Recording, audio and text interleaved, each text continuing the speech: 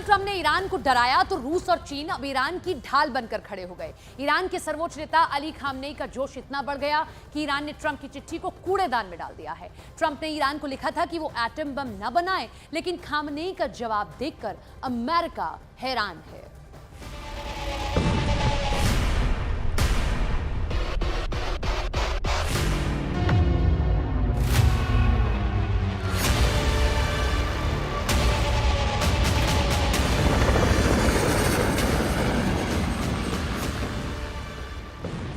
पश्चिम Asia के इन धमाकों को अगर दुनिया भूल गई हो और लग रहा है कि युद्ध पर ब्रेक लग गया है, तो ईरान, अमेरिका और इजराइल के ताजा तेवर चौंका सकते हैं।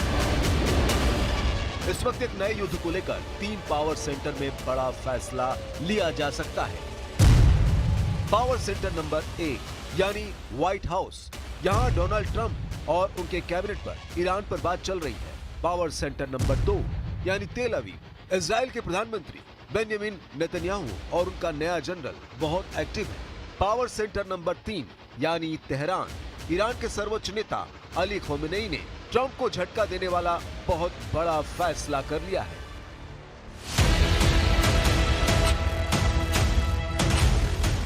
खबर यह है कि डोनाल्ड ट्रंप ने अली खामेनेई को एक चिट्ठी लिखी है। मुद्दा परमाणु मुद्दे पर समझौते का है, लेकिन खामेनेई के तेवर देखकर लग रहा है कि ईरान ने ट्रंप की चिट्ठी को कूड़ेदान में फेंक दिया है। اینی که رئیس جمهور آمریکا میگه ما آماده هستیم با ایران مذاکره کنیم و دعوت به مذاکره و ادعا میکنه که نامه‌ای فرستاده که البته به ما نرسیده، به من یعنی نرسیده. این به نظر من این فریب افکار عمومی دنیاست. این معناش این است که ما اهل مذاکره میخوایم مذاکره کنیم، صلح کنیم، دعوا نباشه، ایران حاضر به مذاکره نیست. अमेरिका को लेकर खामेनेई के तेवर बहुत ज्यादा आक्रामक है और इसकी वजह है रूस और चीन, जिनके साथ ईरान ने युद्धाभ्यास करके बता दिया है कि वो इस इलाके में अकेला नहीं है।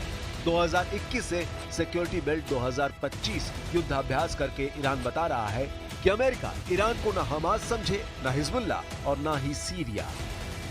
रूस और चीन के वॉरशिप ईरान के करीब पहुंचकर अमेरिका को भी मैसेज दे रहे हैं कि ईरान को छूने की गलती बहुत बड़े युद्ध को दावत देगी। इसी युद्धाभ्यास के साथ ईरान, रूस और चीन तीनों देशों के उप विदेश मंत्री बीजिंग में मिले और वहां से अमेरिका को दिया गया वो संदेश जो ट्रंप को बैकफुट पर ला सकता है। 我们重点就核及解除制裁问题深入地交换了意见。我们强调终止所有非法单边制裁的。 ईरान के साथ रूस और चीन के कमांडो समंदर में ऑपरेशन कर रहे हैं, यानी पुतिन और जिनपिंग ने बता दिया है कि उनके जंगी जहाज ईरान की मदद के लिए हमेशा तैयार हैं। यही वो तस्वीरें हैं जो खामेनेई के आत्मविश्वास को ऐसी बुलंदी पर ले गई जहां ईरान से टकराना अमेरिका के लिए आसान नहीं होगा।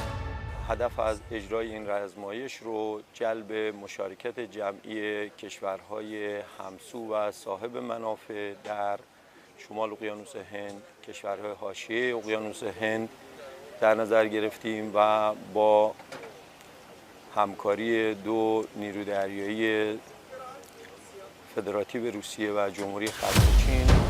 लेकिन ईरान में इजराइल या फिर अमेरिका को लेकर ऐसा खौफ छाया हुआ है जिससे ईरान के सर्वोच्च नेता अली खामेनेई और उनके कमांडर बहुत अच्छी तरह वाकिफ हैं। ईरान के चप्पे चप्पे पर इजरायली अटैक के साइलेंट सायरन बज रहे हैं। خصوص مذاکرات هسته‌ای موضع جمهوری اسلامی ایران کاملا روشن هست.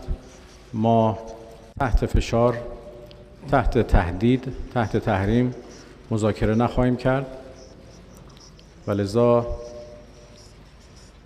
هیچ امکان مذاکره مستقیم بین ما و آمریکا در موضوع هست. ईरान की मिसाइल दिन में भी फायर की जा रही है और रात में भी उन्हें टेस्ट कर लिया गया है। 200 किलोमीटर रेंज वाली वाबर 373 एयर डिफेंस सिस्टम को दिखाकर ईरान ने बता दिया है कि वो लंबी दूरी तक दुश्मन का पीछा करेगा और उसे मार गिराएगा। फिर चाहे वो कोई स्टेल्थ विमान ही क्यों ना हो। ईरान बार बार अपनी एयर डिफेंस वाली ताकत दिखा रहा है। मार्च से पहले और फरवरी से पहले जनवरी में ईरान ने कैसे हर मिसाइल को आजमाया है, वो देखकर इजराइल चौंक जाएगा। मार्च में किसी भी हमले के लिए ईरान ने खुद को पूरी तरह से तैयार कर लिया है ताकि वो अमेरिका और इजराइल के गुस्से का सामना कर सके।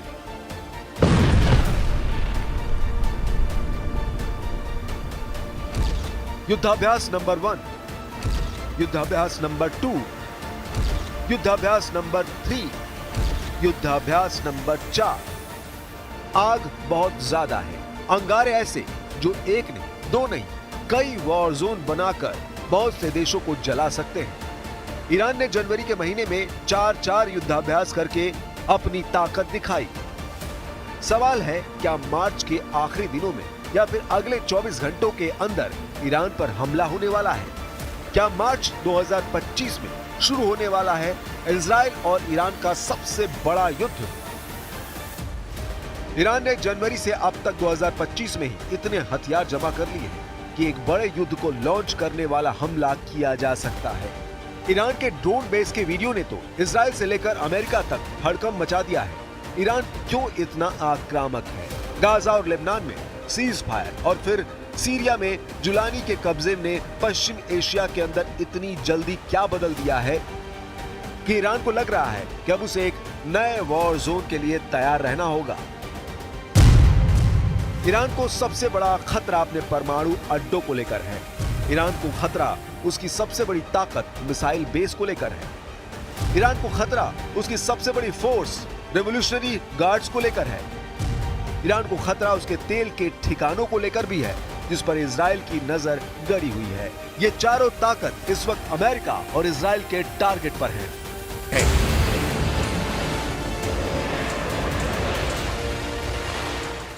ईरान के आसपास अरब सागर में इस वक्त अमेरिका के समुद्री बेड़े एक्टिव हैं।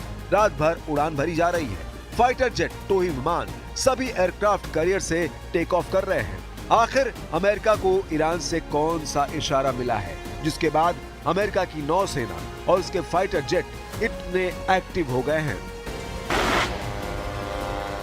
इसलिए अगर किसी को लग रहा है कि गाजा में सीज फायर से युद्ध रुक जाएगा या लेबनान में युद्ध विराम से जंग रुक जाएगी, लाल सागर में इजराइल और अमेरिका के जहाजों पर हमले खत्म हो जाएंगे, तो ईरान की नई तैयारी वो गलतफहमी दूर कर देगी। مذاکره با این دولت فشار رو افزایش خواهد. من چند روز قبل از این توی صحبت مسئولینم گفتم مطالب جدید رو مطرح میکنن، طبقات جدید رو مطرح میکنن، مطالبات زیاده خواهانه جدید رو مطرح میکنن. مشکل بیش از اون چی که امروز هست خواهد. सवाल है कि जनवरी गुजरा, फरवरी गुजरा, मार्च में क्या होने जा रहा है? क्या 2025 का सबसे खतरनाक पल आ चुका है? जनवरी 2025 में डोनाल्ड ट्रंप ने राष्ट्रपति पद की शपथ ली। जनवरी में ही गाजा में सीज फायर हुआ। फरवरी 2025 में ट्रंप और नेतन्याहू की मुलाकात हुई। फरवरी में ही इजराइल पहुंच गए 1800 बंकर बस्टर बम। मार्च 2025 में क्या अमेरिका ईरान को लेकर सबसे बड़ा फैसला करने जा रहा है? क्या ईरान को भी महसूस हो गया है कि मार्च में कुछ बहुत भयानक होने वाला है? अमेरिका के राष्ट्रीय सुरक्षा सलाहकार माइकल वॉल्ट्ज भी कह चुके हैं कि ईरान को लेकर सभी विकल्प खुले हुए हैं और ईरान परमाणु कार्यक्रम छोड़ेगा तो बात होगी। ईरान खेल खेलने की गलती ना करे जैसा कि वो पहले करता आया है। अमेरिका की लीडरशिप ईरान पर आक्रामक है। इजराइल के कई मोर्चों पर एक साथ युद्ध लड़ने वाली ताकत को जंग ना लगे और उसके बम गोदाम का स्टॉक हमेशा भरा रहे, इसकी गारंटी अमेरिका ने दी है।